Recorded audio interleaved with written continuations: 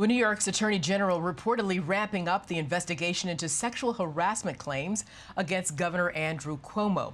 According to the New York Times, AG Letitia James is issuing subpoenas to 4 of Mr. Cuomo's accusers to get those former aides to testify under oath. This after Governor Cuomo questioned what counts as harassment. Harassment is not making someone feel uncomfortable. That is not harassment. If I just made you feel uncomfortable, that is not harassment. That's you feeling uncomfortable. Former Arkansas governor and Fox News contributor Mike Huckabee joins us now. First, what do you make of Governor Cuomo's argument? Well, one of the attorneys for one of the women called it jaw-dropping. I think that's exactly right. For him to say that just because they feel uncomfortable, that's not harassment. It's not about just feeling uncomfortable. This is arrogance to the 10th degree, Arthel. I can't believe that Governor Cuomo, who has a law degree for heaven's sakes, uses this as his logic. It's like a drunk driver who runs over someone and saying, it wasn't my intention to run over them, therefore there is no damage. No, it's about the consequences of a person's actions, not the intentions. So the consequences of his actions are harassment.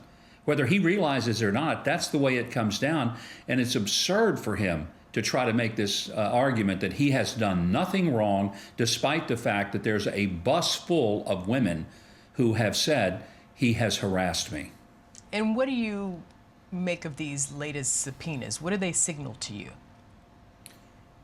Well, at least the Attorney General of New York is taking this seriously, whether Andrew Cuomo is or not.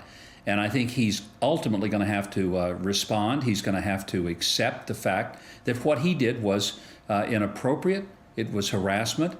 Quite frankly, Arthel, I don't know how he stayed in office this long. I cannot understand how he's been able to hang on, because even the Democrats in the legislature have all but said he's got to resign, he's got to go. This is not an acceptable behavior for an elected governor, and it isn't. And he should step down. He should do it sooner rather than later.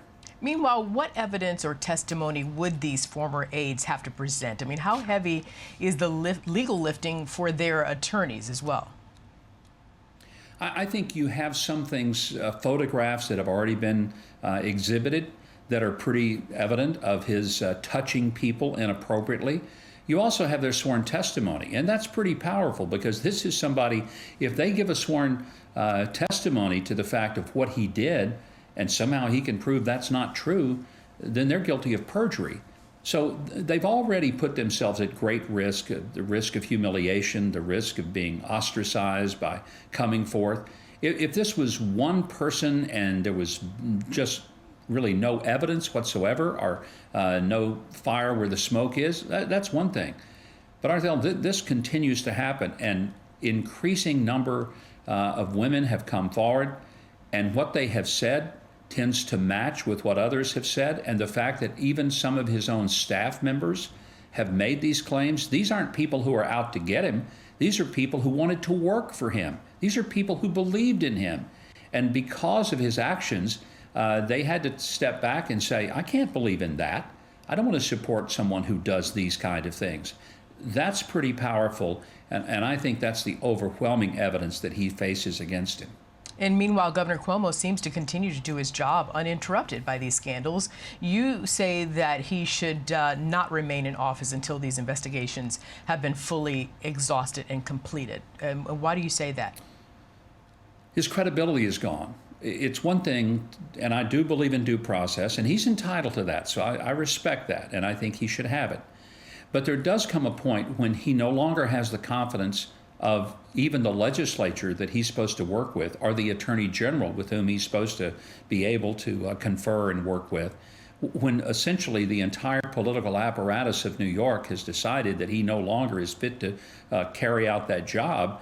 I don't know, when you say he's getting his job done, he's showing up for work, he's making some decisions, but he lacks the credibility and the moral authority to continue to do the job that he was elected to do. There comes a point at which a person should cut his losses and realize that he's no longer effective. Governor Mike Huckabee, we have to leave it there. Thank you, and I will see you next time. Look forward